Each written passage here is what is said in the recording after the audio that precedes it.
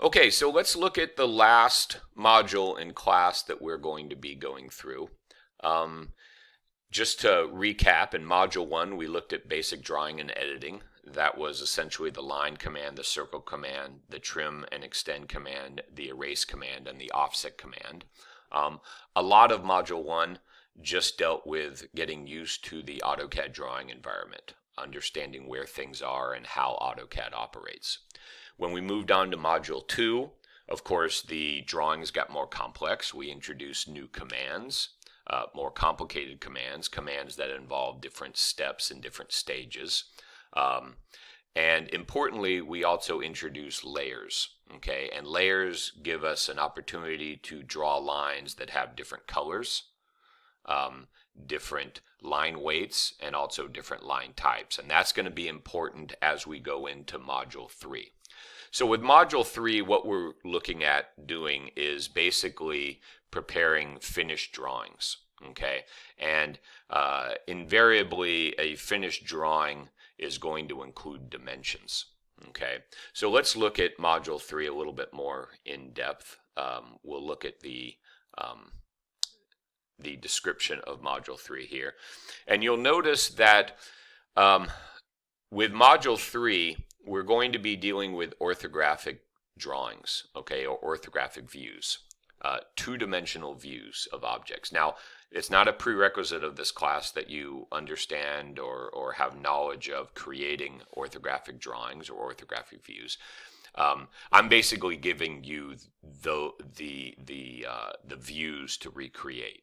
Okay, so the only thing you have to remember with orthographic views, and this is spelled out in the videos for each, in the lecture videos for each drawing, is view alignment.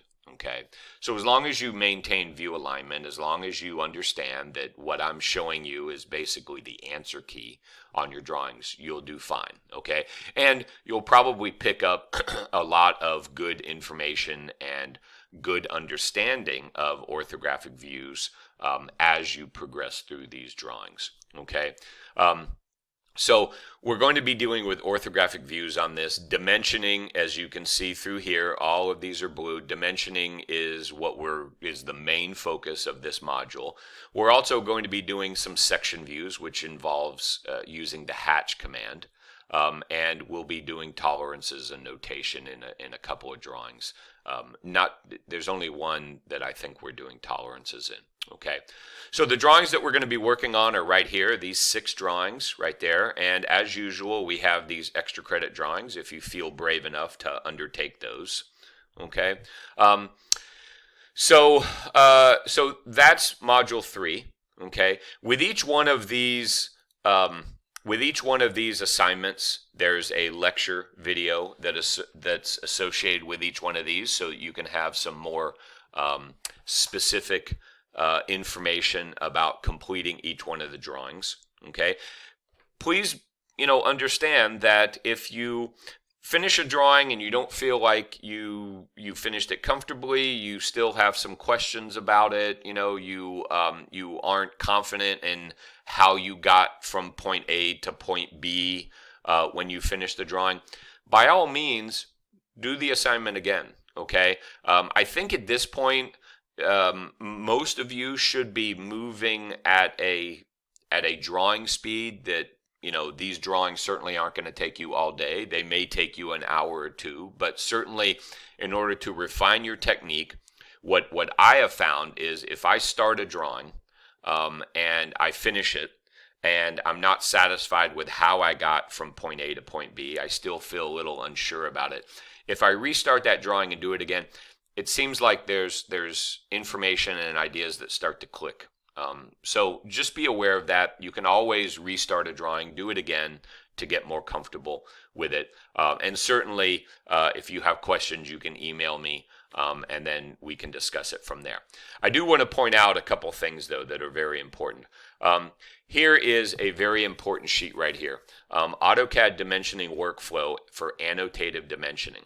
Okay, this is very important. Okay, so just like in Module 1, before Module 1, I gave you the AutoCAD quick reference card, and hopefully some of you found that useful. With the with dimensioning, we're going to be doing dimensioning using an annotative dimensioning scheme. Okay, AutoCAD gives us a couple of different ways that we can dimension, and we're going to be dimensioning annotatively.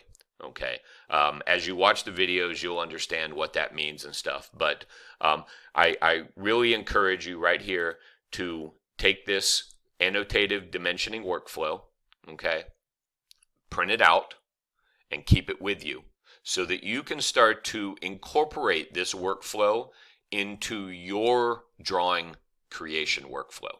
Okay, there are 8 steps.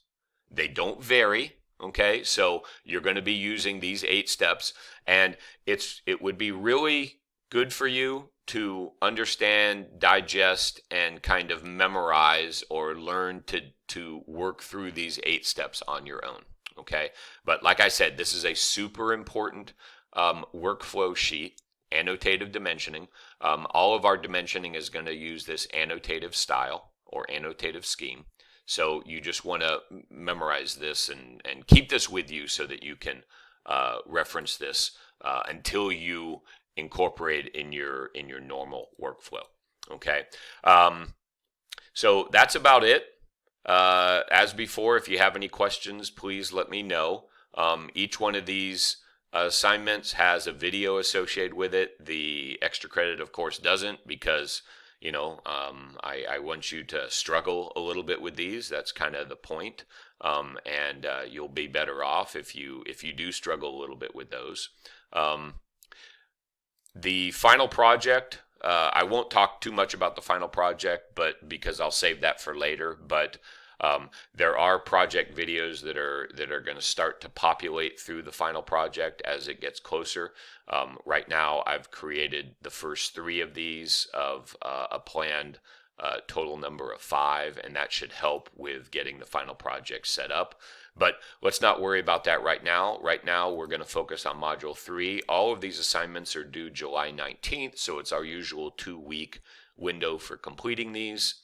Please plan accordingly and let me know if you have any questions. All right, have a good day.